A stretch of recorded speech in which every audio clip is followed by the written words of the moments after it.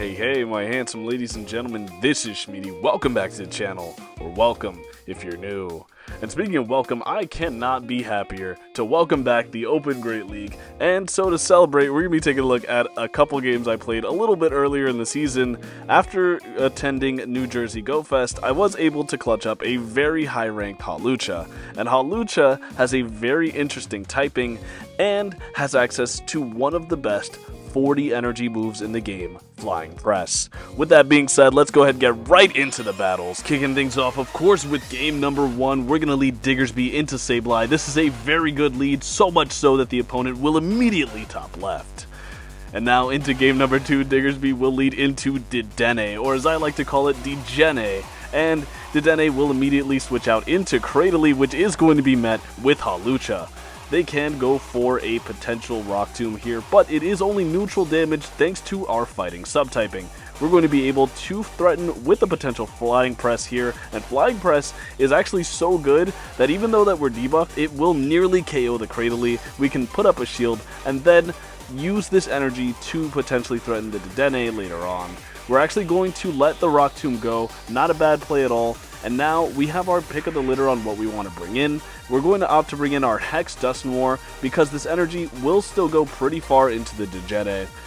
We are going to fire off Shadow Punch number 1. Degene does not like tanking moves without being Parabolic Charge boosted. And now they're going to fire off a move onto Diggersby.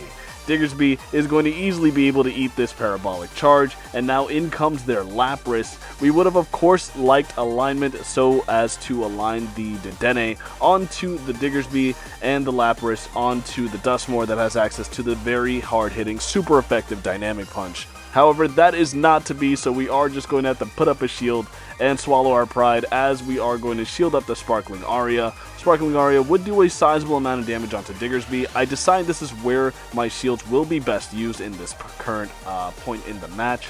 So I'm going to fire off a Scorching Sands onto the Lapras, and Lapras is getting chipped away ever so slowly with these Scorching Sands, and now they are out of shields.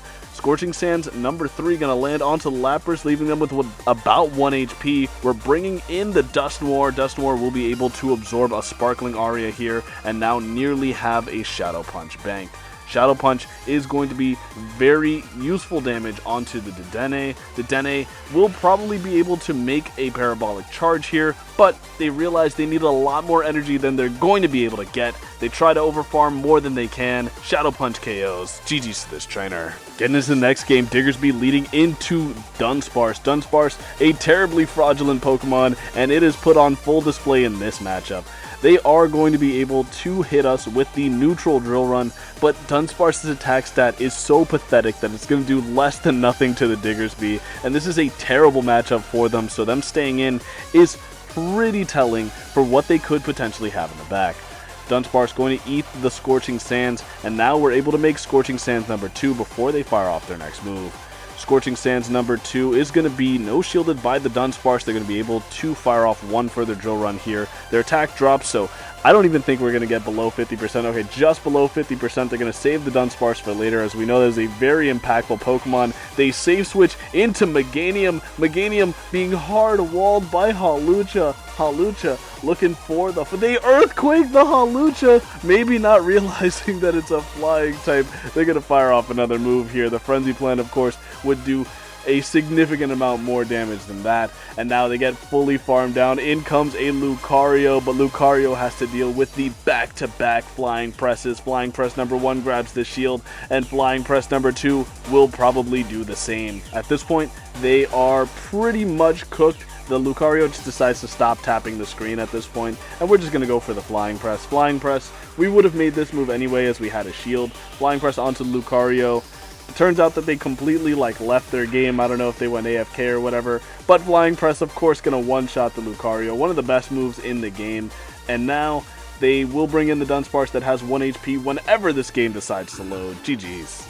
Getting into the next match, it's Diggersby leading into Lapras. Not the best lead, so we're probably going to safe switch immediately into Dustnoir. Nope, looks like we're going to throw one quick attack, then switch into Dustnoir.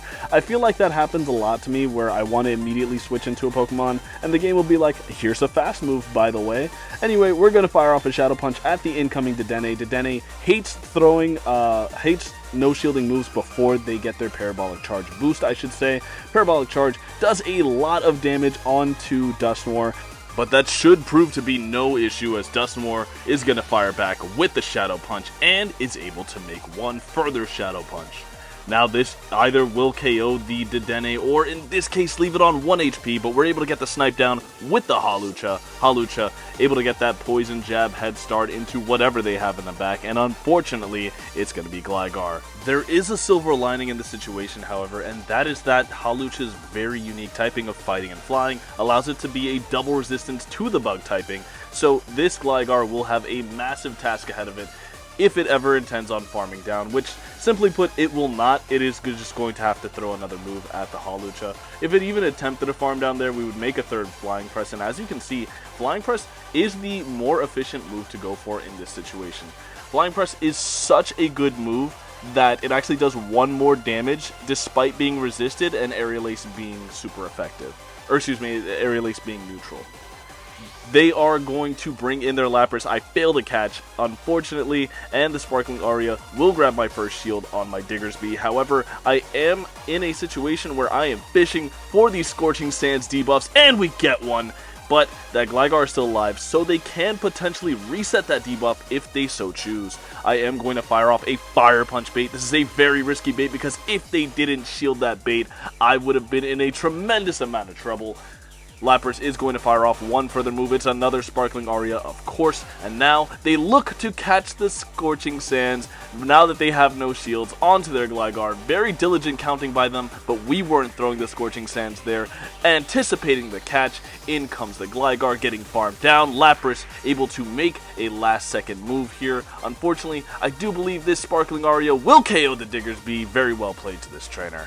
On to the next game, Diggersby is going to lead into a G-Zing. G-Zing, of course, having a terrible matchup here, immediately switching out into Fury Cutter Golisopod, and fortunately, Hawlucha is a wall to the Fury Cutters, and they would have to throw an Aqua Jet here, but this trainer is on Aerial Ace. Aerial Ace is quite a bit more difficult for us to see. I am going to fire off my own Aerial Ace here, as this is super effective, and in this context, of course, it is the better move to throw. They let go of the Aerial Ace, Golisopod goes down, and now, what is it they decide to bring in? Of course, it's going to be that G-Zing. We are going to make one further Aerial Ace here, looking to bait them into playing into a losing CMP tie here. Unfortunately, that is not going to happen. They are going to get that Fairy Wind down. In comes the Diggersby, and the G-Zing is going to throw energy here, leading me to believe that they don't have a particularly strong response to the Diggersby in the back, and it is going to be Furret. So Furret does have a pretty decent matchup into it, but they wanted to get that chip damage so that Diggersby can be removed from their screen,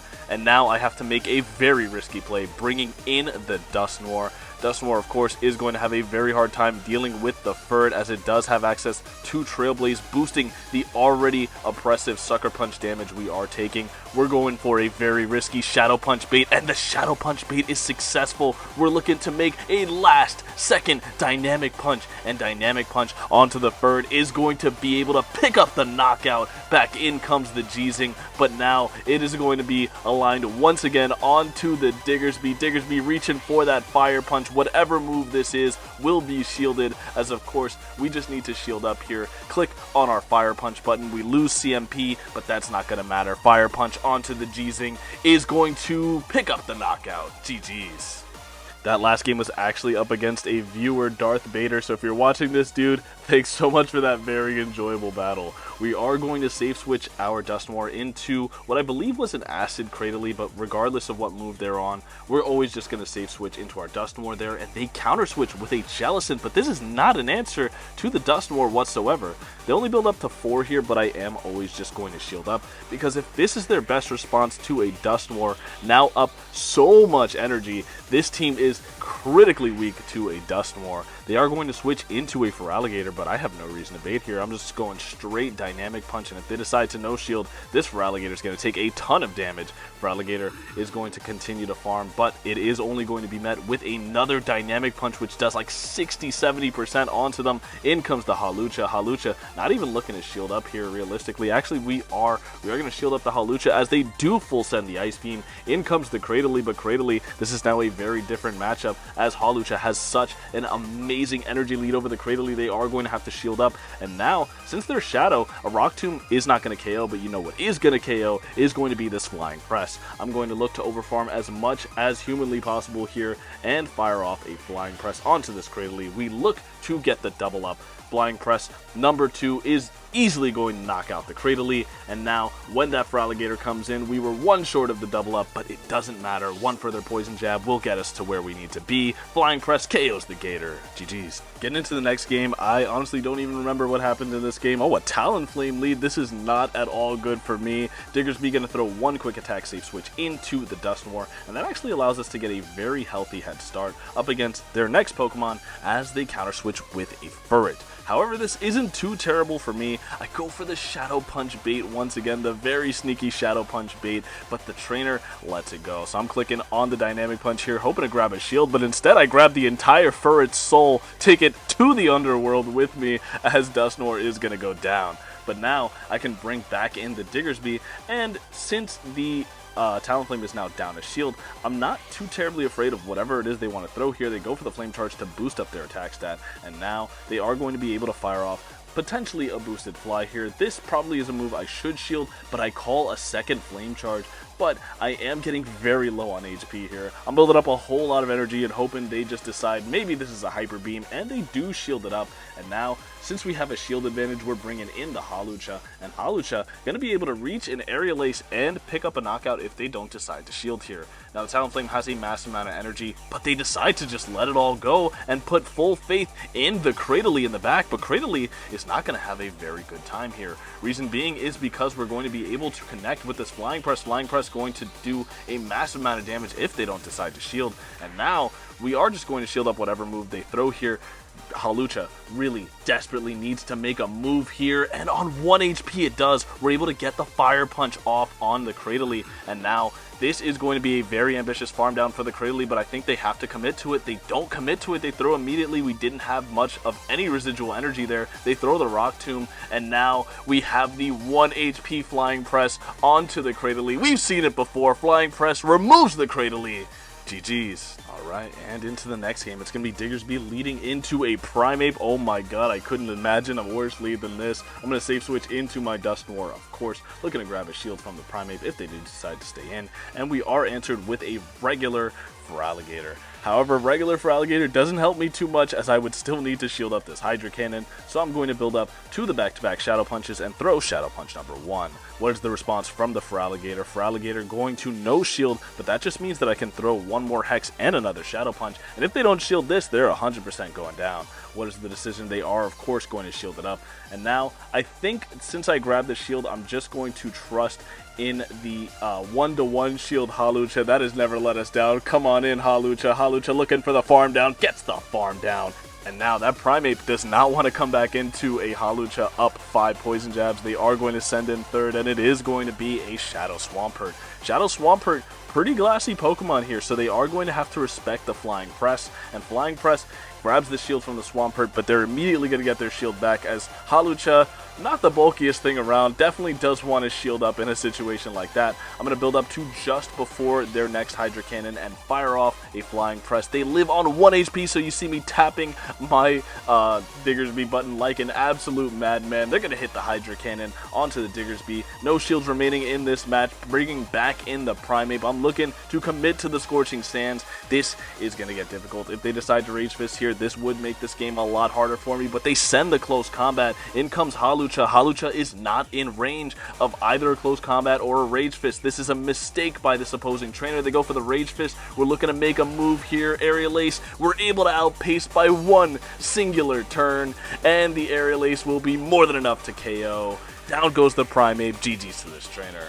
These games are so close. It's going to be now Diggersby picking up another terrible lead into an Azumarill. Azumarill, of course, not what Diggersby wants to see in the morning, so we are going to save switch immediately into our Dustnoir. No throwing one quick attack shenanigans. No, we just wanted to throw our Dustnoir in there immediately, and we're able to deny them a turn by throwing our Shadow Punch before the Azumarill makes any energy. They're going to fire off a move here. Of course, Dustnoir is going to want to put up a shield there, but we have such a massive energy lead that why would we not bait the incoming Ferrothorn? Ferrothorn is going to show absolutely no respect and no shield a Shadow Punch, but I'm under tapping the Dynamic Punch now. Dynamic Punch onto the Ferrothorn. They don't shield it. Down goes the Ferrothorn. Back in comes Azumarill. Azumarill not going to have a good time as it's going to get dramatically outpaced by the charge move pressure of the Dustnoir. Shadow Punch does do a nice little chunk onto the Azu. They're going to fire off a move here, and I am going to let this go. The reason being is because I think Dustnoir has more than done its job here. In comes Hawlucha. Hawlucha looking for the farm down in the back. It's going to be a Skeledirge. Skeledirge is a pretty tricky Pokemon to see here, but we know that this is likely to be a Torch Song or a Disarming Voice. Disarming Voice does not do that much damage, so we are easily able to go for the Fire Punch bait here. This is, again, very risky. I love my risky baits, as you guys may or may not know. I was going to throw a Fire Punch there. My Shmeaty brain kicked in, and I was like, yeah, that's definitely a Fire Punch, but I'm not going to throw it quite yet. Now I'm going for the double bait. Oh my goodness. Skeledirge, please don't put up your shield. They put up the shield a second time. Diggersby looking to make a last-second move. They switch into the Azumarill. Azumarill going to have a very tough time here. They are going to fire off a move with their Skeledirge. We're going to no-shield it with the Hawlucha. Is Hawlucha going to hang on to a Disarming Voice here? Yes, it is. One Poison Jab and the Aerial Ace for good measure. Aerial Ace should easily put this into Scorching Sand's range if it wasn't already. Scorching Sand now onto the Skeledirge will be more than enough to pick up the knockout. GG's. We've now made it to the final game of the video, and it is going to be Diggersby leading into Gastrodon. Not good, not bad. I am going to throw one quick attack safe switch into Dustnoir, and Dustnoir looking to build up to 4 and fire off the Dynamic Punch. Dynamic Punch would do a sizable amount of damage onto the Gastrodon if they decide to let it through. This trainer not gonna shield up that Gastrodon, maybe thinking that we were only at a Shadow Punch, maybe confused with the fast move. Nevertheless, they are going to counter switch with a Degene. Degene going to no shield once again a Shadow Punch, and now Dustnoir is running a hole through this trainer's team. We're going to be able to put a massive amount of pressure onto the Degene as they are going to be forced to throw a move. They underestimated the pacing on the Dustnoir there, and we were able to make a Shadow Punch in 2 when they didn't expect it. Back in comes the Diggersby, but this potential Play Rough damage is not going to do much of anything onto the Diggersby. They go for the Play Rough, but we are just going to continue to commit to the full farm down of the Degene, and they are going to make one more problematic charge here. I saw that one in the comment section the other day. That's really funny. Nevertheless, they are going to bring back in the Gastrodon. I shield up a potential Earth Power Water Pulse, but it's just going to be the Body Slam. And at this point, the trainer may think their only win con is calling a bait, so they let go of the Gastro and topped left. GG's. If you made it to this point in the video, thanks so much for watching. Hawlucha was a ton of fun to run, and thankfully I was able to clutch one up at the New Jersey Go Fest event. As soon as I saw that was a spawn, my ticket was instantaneously booked. But with that being said, it is just so unfortunate for Hawlucha that it got so severely shafted in the moveset department on account of it being a regional Pokemon. Please just give this Pokemon a global release and allow it to be good, because when Wing Attack was super good, and it was a move similar in caliber to Vine Whip or Powder Snow, this Pokemon would have went absolutely insane. Top meta, no questions about it. But unfortunately, they never let us have any fun. If you found enjoyment in today's video, please feel free to leave it a like and subscribe if you haven't already. But with all that being said, I've been Shmeaty. I hope to see you all again next time, and have a good rest of your day. See ya.